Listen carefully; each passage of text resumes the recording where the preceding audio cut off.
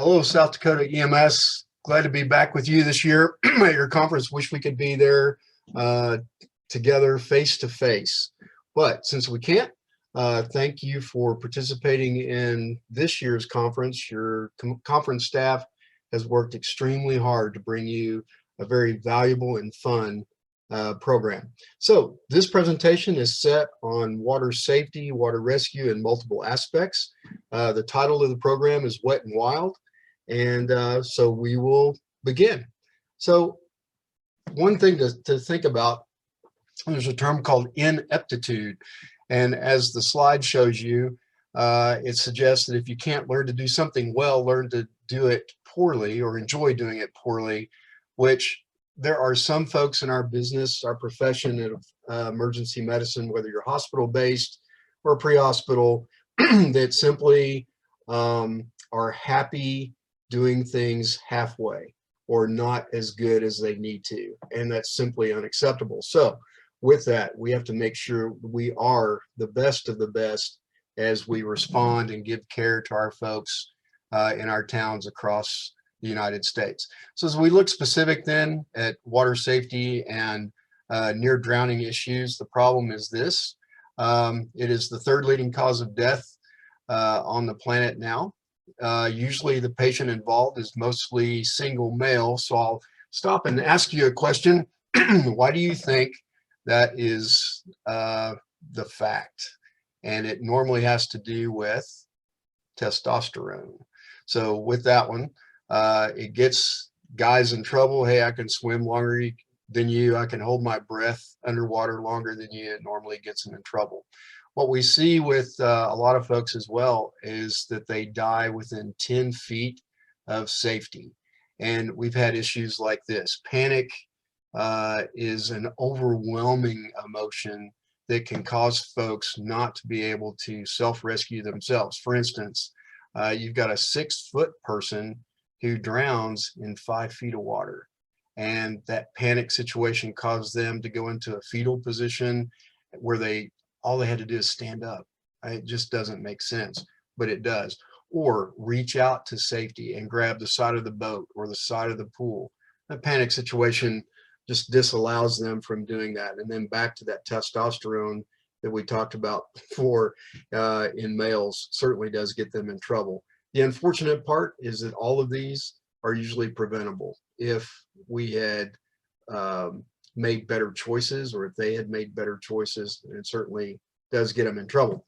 The environment that we see most drownings occur, pardon me, are lakes, rivers, oceans, and obviously residential swimming pools. But then we can also look at bathtubs with especially pediatric patients. So pardon me 1 second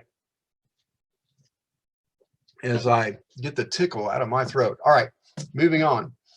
Prevention of this is huge. If you are not currently actively doing a water drown prevention program in your response area, please take a look at it. We do great programs and see value in CPR programs that we do, stop the bleed programs that we do in our communities.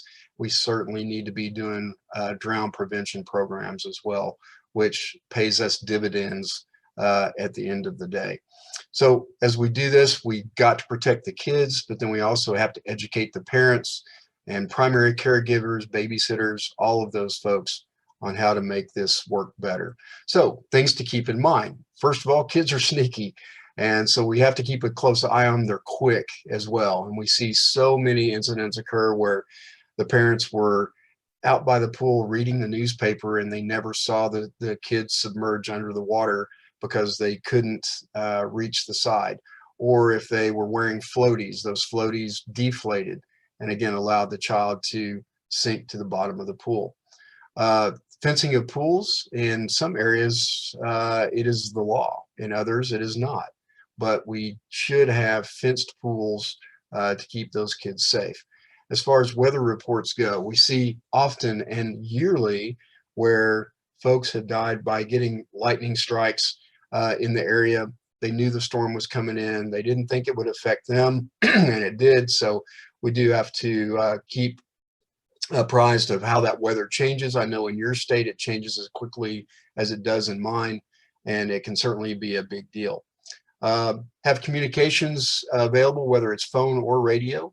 And again, a lot of us in our areas, depending on where you are, that can be a problem. So we have to make sure that we identify that and then work or have workarounds to have that effective communication.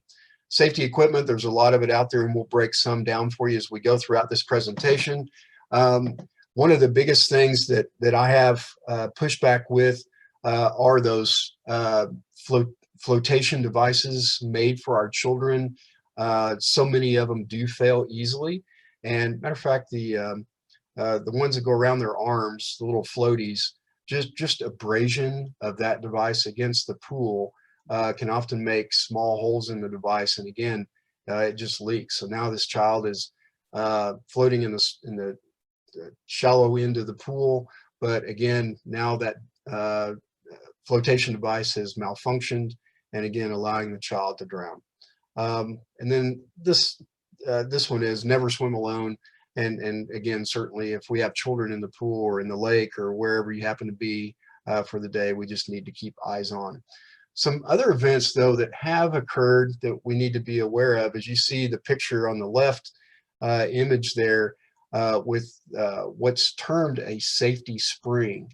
And so the springs are meant where the child can't open that gate by themselves. What has occurred is that a child would be able to get the fence open just enough to get their torso there, but now can't hold it open any longer.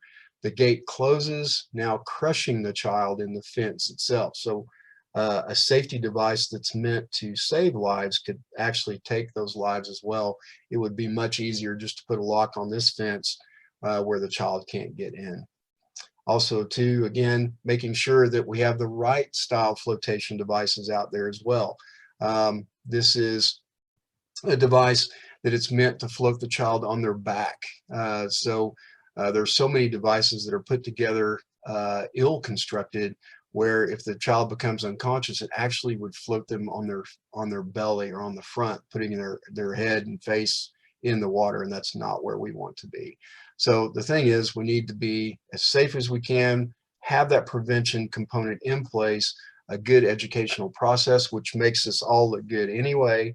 And at that point, we prevent this from occurring and we're not having to respond. But now let's say this, we look, the prevention portion failed, and now we are making the response. And the rest of this is how to make those rescues and those interventions more effective.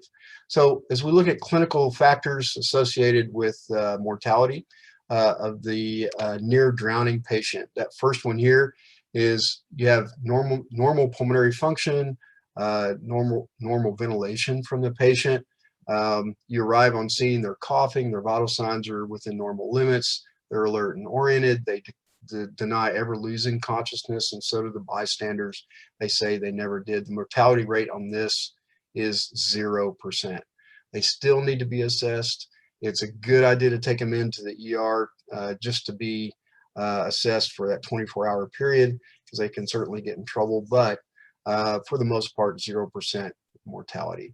As we look, though, you start having now wheezes and rails in some of the lung fields, and some slight abnormal function of the respiratory system. You see that 0.6 there. Let's go down to number 4. Look at the big jump there with pulmonary edema that's acute. At that point, you have some hypotension involved as well, 19% mortality rate. Then as you arrive on scene and the bystanders told you that the patient had isolated respiratory arrest, they intervened somehow, hopefully. At that point, the patient now is still breathing on their own. We still see a 44% mortality in this. And then the last one on there, as you can see, cardiopulmonary arrest, you're looking at a 93% mortality rate if the patient was in cardiac arrest or remains in cardiac arrest when you get on scene. Those are huge numbers that you see there. So one of the things we look at too, with especially near drowning, and it's that guilt and emotional impact, and it's big. And it's not just on the primary caregivers and the parents and the friends that were there, but it can be to the rescuers as well. So let's take a quick look at the process of that denial that a lot of folks get into.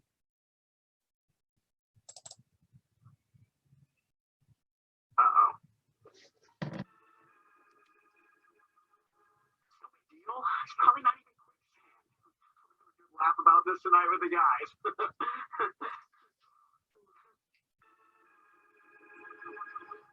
Well, this is just stupid jungle. Bite someone in the face, mother.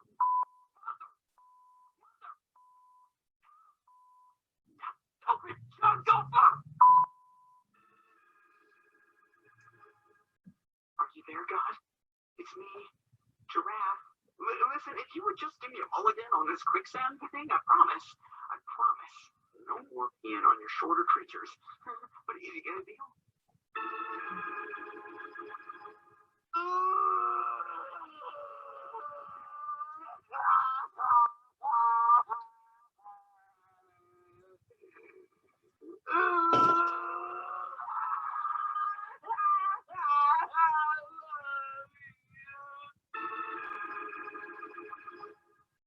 You know something?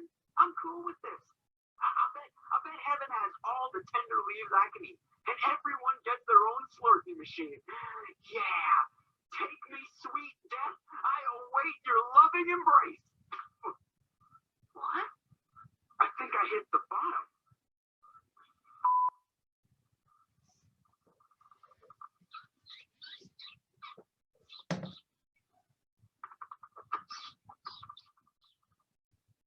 So I hope you enjoyed the 7 stages of emotions there. All right, let's continue on. The sequence of events that often occurs with someone who's involved in a near drowning incident looks like this. Something has gone wrong. They were introduced into the water they didn't mean to be. They accidentally fell in the pool. A child trying to reach, say, a toy or something that's floating in the toy or the pool reaches out too far. For whatever happens, they just didn't mean to get in the water at that point. So initially, then you have that panic state. We talked about that earlier. Next, inefficient breathing. So with this episode, usually pushing themselves up and trying to get out of the water. The higher they come out of the water, the lower they go in the water on the rebound. And in the old days, matter of fact, lifeguards literally were taught that a drowning person will wave at you 3 times. And it wasn't the fact they were waving, it's just that their hands were coming up out of the water to look like they were waving on their way back down under. So it's usually a 3, 4, 5 times up and down. Now they're tired, they can't hold themselves up anymore. And now that decreased buoyancy is there, the exhaustion factor is there, and then they submerge below the water into cardiovascular or respiratory arrest. Psychological effect, again, that we talked about, again, it's big for us, responding to them, for the parents, for everybody involved, and especially too if it's a group of folks that are out enjoying themselves on the lake that day, and somebody went under the water, under the boat or whatever, and just never came back up. So it is a big deal. This child was involved in an incident at a commercial pool where they were playing the game Marco Polo. Some of you are familiar with that. And this kid goes under the water holding his breath. He's going to lay on the bottom of the pool, and he happened to lay over the suction portion or the intake of the pool itself, and you can see the mechanism of injury there that actually held him below. Luckily, there were other people in the pool with they were watching this event occur, and were able to dive down and pull this kid off the intake portion of the pool itself. Some definitions for you. Submersion itself, a person who experiences a water-related event that requires field intervention and transport to the ED. It took over the term near drowning, which used to be used, which is still used by some of the older clinicians out there, but the newest terminology is submersion incident.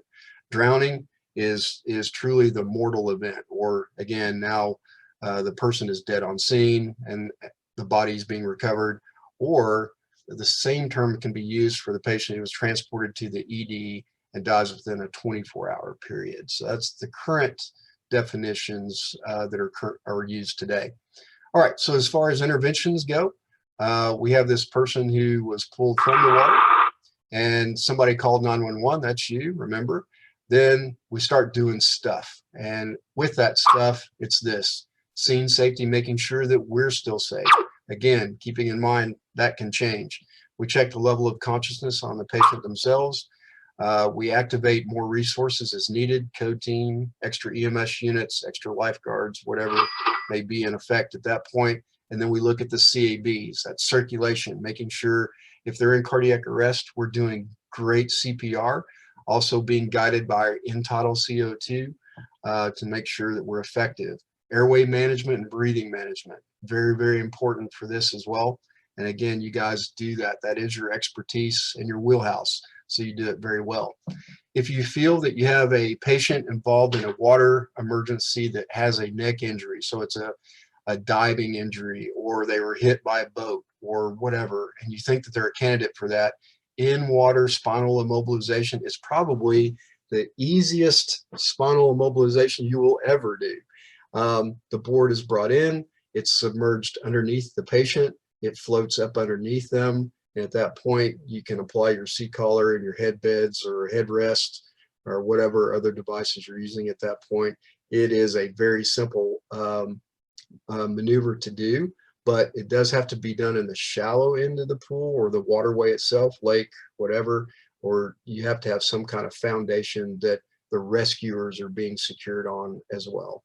So as we do that, it works great. Now, I'll show you this video. I want to be very clear that this is OSU, Oklahoma State University's dive team, not the University of Oklahoma's dive team. Two different schools. So here's OSU.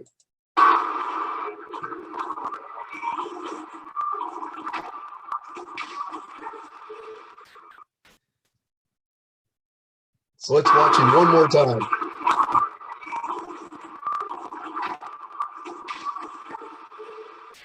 So I think all of you would agree that the mechanism is there for him to have a C-spine injury. Again, he's in the deep end. He would be floated on top of the water to the shallow end. And again, the implementation of your C-spine management can be applied at that point. And again, it's very, very easy. Now, if we look back at causes of C-spine trauma, then we look at this: still motor vehicle collisions lead the way. I don't think that's a surprise to any of you. Violence is a close second, though. Then we look at accidental falls, sports injuries, going further down the line. And it's interesting to me, as reading this research paper out of Alabama, I'm not sure what the other categories would be. I just don't know.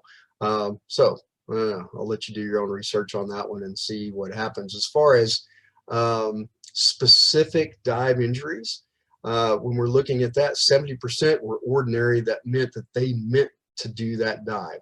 So they were diving into the water, or they were diving into the lake or whatever, couldn't see below, and just didn't realize that what the terrain looked like just beneath the water. 17% were unusual, which means like things we see folks are diving off roofs into like a residential pool, or just doing other weird stuff. That would be in that category. 6% were unintentional, which means they didn't mean to fall into the water in that dive posture position, which got them in trouble. Depth, 10 to 12 feet. Think about that. That is way shallow. So with that one, certainly does cause some situations there, but that's very, very shallow.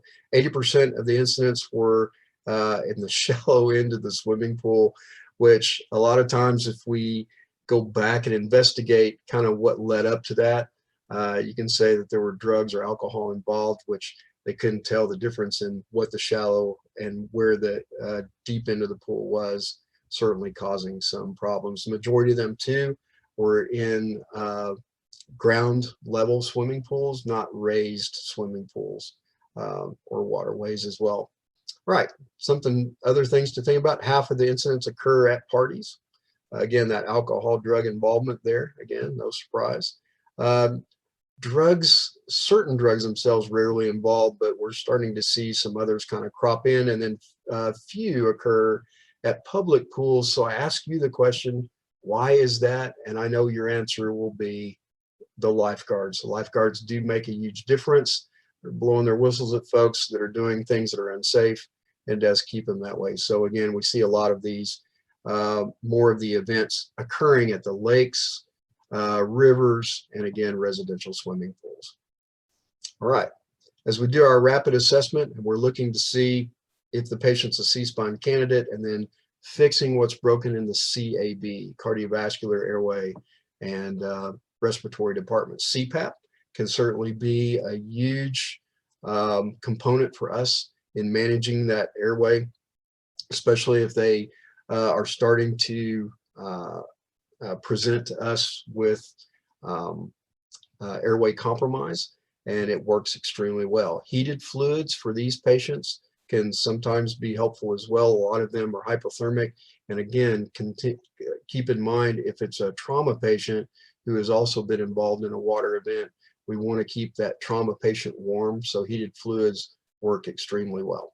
Now, let's look at this. I mentioned in an earlier presentation that we shared together, sometimes advanced level clinicians want to do advanced level stuff, and I get it, I do. But if basic interventions are working, let's not be so quick to stop what we're doing that's effective and move into something else that actually could not be or may not be as effective as what we were doing. So just a suggestion to you, something to keep in mind. All right, let's kind of switch gears a little bit and talk about rescue processes and options that you have as far as making that rescue occur. Now, I throw Baywatch up there for you. Some of you may be familiar with the show or you watched it in the past. I have to tell you, water rescue is simply not this. It's not. So as we look at things that we have to consider when making a rescue, we want to start with the most simplistic process and the safest process that's available to you first. So the number one thing is, can we reach the person with a hand or our leg or a pole or something, keeping us, you and I, out of the water, even if you're a good swimmer. We've had very, very, very well-trained rescuers do a swimming rescue and get themselves in trouble, because once the patient themselves in that panic mode, who become extremely strong, have attacked the rescuer and literally just grabbed them and seriously got them in trouble too. So we try to reach the patient first if we can. If we can't do that, they're too far away, do we have a device we can throw to them, a rope bag, or do we have other devices that are flotation capable that we can throw to the person that they can grab onto, hang on to, and then we find another avenue to get to them after that. So first reach, second throw, third option is row. So do we have a boat, or do we have a rescue sled, or do we have some other type of device that we can row out there to them, to also to give us a barrier between them and us that they can hang on to as well. Can we tow them in? So if we can't get them, if you're in a small watercraft like a canoe, or you're on a sea-doo and you just can't get them on top well enough, can we just tow them in or tow them to safety? And that would be good. The last one is go, and that's actually getting in the water, keeping in mind though that we are taking and putting ourselves in great risk once we get in the water with a person who is potentially and actively drowning. The last one is using helicopter operations, if you have them available to you, where they can either hoist the person from the water, or if they can throw a tagline down to them and they could actually tow them to safety as well. So always remember, we're going to start with that reach and throw first, keeping ourselves nice and dry. We're not getting in the water. We can be just as effective making the rescue that way as we could be if we're getting in the water as well. So to kind of put everything in perspective for you, I'll let you watch this lady who is attempting to do an effective rescue.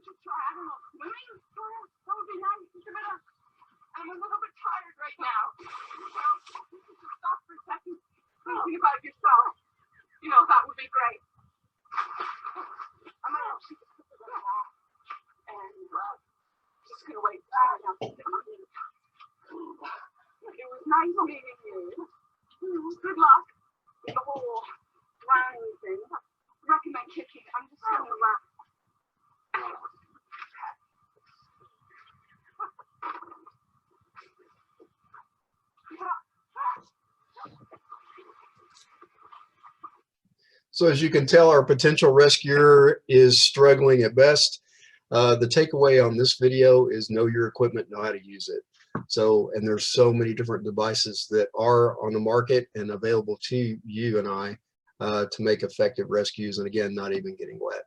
All right, so let's talk about some of those. This is a rescue tube. Rescue tube used by a lot of the lifeguard teams that we have across the country. It again gives you that barrier that as you are reaching first, that's good. If the patient's too far out where they can't grab this and you're staying on the dry portion or on the dock or side of the pool or whatever, then at that point, if you had to get in, you take this with you and then you extend it to them once you get close enough for them to grab onto that, where again, they're not actually having hands on you. So the rescue tube works extremely well. It's also pliable and will wrap around the patient if the patient was unconscious. And again, it's a flotation device that would help keep them above the water as well. The use of sea-doos are certainly in play as well. Difficult though, they're unstable, especially if you have a larger patient. If the patient can just simply hold on to the back of it, you can tow them in. Very effective rescue from there. On this particular one, the rescue buoy, top right. The rescue buoy is a hardened plastic flotation device, again, keeping a barrier between you and I, or the patient and you and I, if I can articulate now. And with that, it works extremely well. The other thing I like about this device, this could float several people. So if you've had this boat capsize, or you had 2 or 3 people on a sea-doo and it capsized, if you had this device, you can throw it and all of those folks could hang on to this and just simply float in the water until we get a different style platform out to them, a boat, rescue boat, whatever, that could make the rescue from there. We mentioned helicopter utilization earlier, so it depends on what helicopters you have in your local area. Can certainly help with that. Matter of fact, if they couldn't do a tow or a hoist, they could fly over and then drop the flotation devices down to the folks and have them float until again they can be rescued by boat. Ring buoys, which you saw our potential rescuer struggling with earlier, work extremely well. The point to be made here, some are tethered with rope, some are not. So if you have this one that has no tether, you want to throw it in front of the person who's drowning where they can see it and grab onto it. If you have one that's tethered, so a rope is attached, you throw it behind them and then you pull it until it hits them in the back of the head and they know that it's there, they can grab on that way. So it depends on what devices you have available, but whether it's tethered or untethered, again, very effective rescue device. Rescue sleds or other platforms like this or surfboards work extremely well. Also too, as you look at any of the rescue boats, especially the inflatable ones, the thing I like about these, especially in swift water, which we'll talk about here in a second, is they're very safe and robust, and they work extremely well in that swift water rescue. I'd mentioned earlier too, on the throwing part, here are your rope bags, and very effective, and they're inexpensive. So I think that's one thing that if you're around bodies of water in your district or response area, that if you're not currently carrying some type of water rescue equipment, that you first look at the rope bags. Again, they're very inexpensive and they don't take up much room whatsoever. And then as we look back at the helicopter utilization, the hoist mechanisms, baskets, there's one called a penetrator, which can go through tree limbs and those kind of things to get down to someone, and then has folding seats that they can fold out, then sit on the device, and they can extract them that way as well. So many different devices there. Let's move over now to swift water. One of the biggest issues that we see with emergency responders today, one of them is still wearing bunker gear around swift water. You do not want to do that. If you're responding to swift water emergencies, get out of your bunker gear. Much more preferred to see those rescuers in tennis shoes and shorts, or if they're wearing wetsuits or whatever else, but not bunker gear. A firefighter getting too close, or even an EMS person who's wearing bunker gear, getting too close to swift water can easily be drug into the water, and now you're weighted down with that bunker gear. It can be devastating effect. So we don't want that. So swift water, we just want to be extremely careful with that particular one. As we're using rope bags as well, you can see this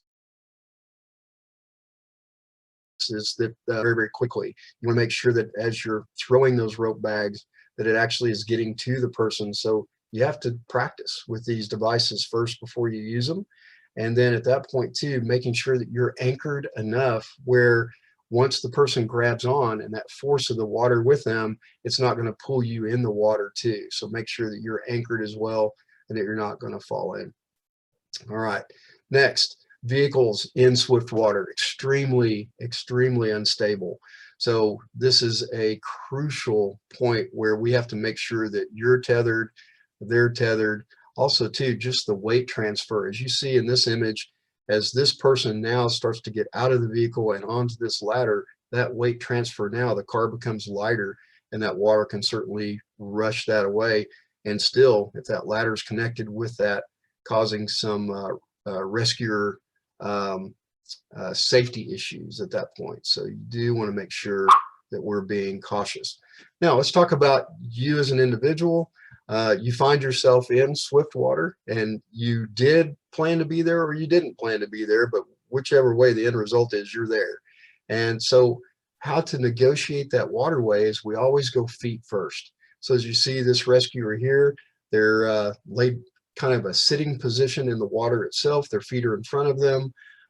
They can fend off those boulders that you're seeing that he's approaching at this point, and you can simply navigate your way through the swift water. Also, you want to put your back to the direction in which you want to go. So if this person wants to go to the right, then they're going to put their back toward the right portion of that, still feet down position, but with their back to where they want to go, and they start paddling with their arms to go in that direction, and literally can guide yourself left or right, or negotiate those waterways in that position, which is very safe.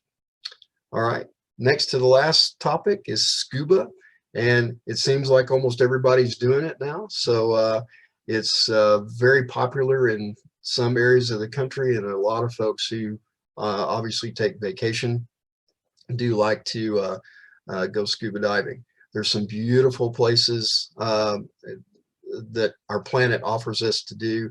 And again, this is a big or a well liked sport throughout the world. All right, some issues that divers can get into. One of the biggest ones are rapid ascents. So as if they come up too fast, the air bubbles that are inside their system and in their bloodstream, they expand and are unable, the body is unable to purge them through the respiratory system. So that's one of the biggest ones that we see. Some others running low on air and simply just running out because they haven't looked at their equipment or looked at their gauges, which obviously causes some trouble. They get separated from their buddies. I know in our state we do have some clear water, but we also have other bodies of water that are very poor in clarity. So it's easy to get lost. So they lose their buddy, they continue to look for them, and then now both the buddy and the partner have run out of air. Equipment issues, they haven't used their equipment in quite some time. They've been sitting on the couch all winter long. Now they break out their equipment, they go for their first dive of the year and find out too that they're out of shape. That can be an event all in itself. And then in all contributed to 70% of the deaths of the diver itself, it had at least one of these that contributed to that. So that is an issue. If you remember back to the earlier stats that I shared with you, arrival on the scene of somebody in cardiac arrest, the numbers are showing about a 93% mortality rate with that. Obviously, we're hoping that somebody started CPR before you got there, because just like everyday responses, it certainly does show more of an effect if they've already started compressions, and certainly if they have used an AED prior to your arrival. The other thing is that we run into is rescuer safety and that emotional impact, once again, that's placed on rescuers, such as this. You arrive on scene, the family's there, they're telling you that, hey, the person drowned. Um, they're begging you to go in, and you're either not well trained to do that rescue, or you don't have the right equipment, or it is simply just not safe for you to do that.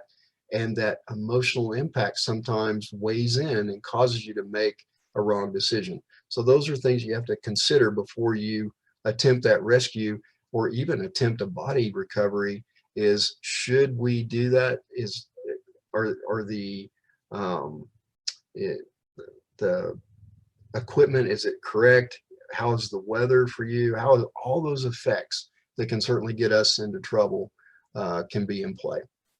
And then as we talk about other areas of like ice rescue, ice diving, you have to have the proper equipment for that too. So we go from wetsuits to dry suits on this, but then also extra air bottles, communications, and those kind of things all have a play in this. And then lastly, as we come to the end of this, we look at chambers. I would love to hear from you all in South Dakota where your chambers are and how many you have in your state. We see a lot of chambers being used for wound and disease intervention, which work really well. They do not work for dive-related injuries.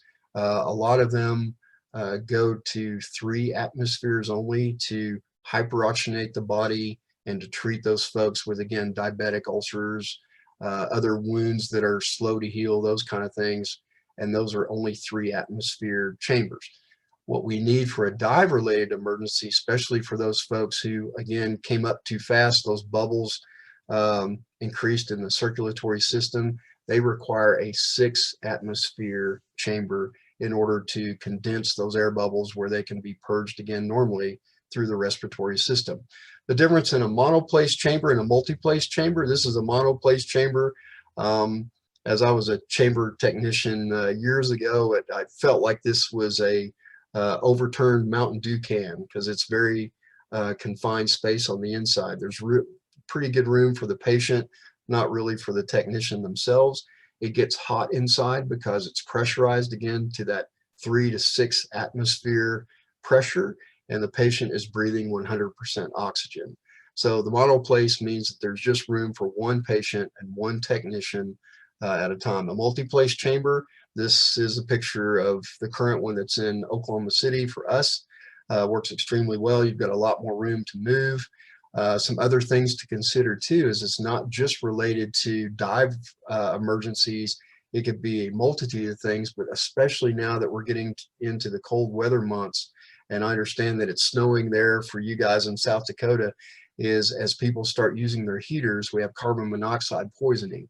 So if we have a family who's overcome by carbon monoxide and you have a monoplace chamber, we're having to triage to see who goes in that chamber first. A multi-place chamber, the entire family goes in there with the technician, and you can do active interventions during that process as well. So once again, I'd love to hear how many chambers you have in your state and in your area, and then what they are, mono versus multi-place.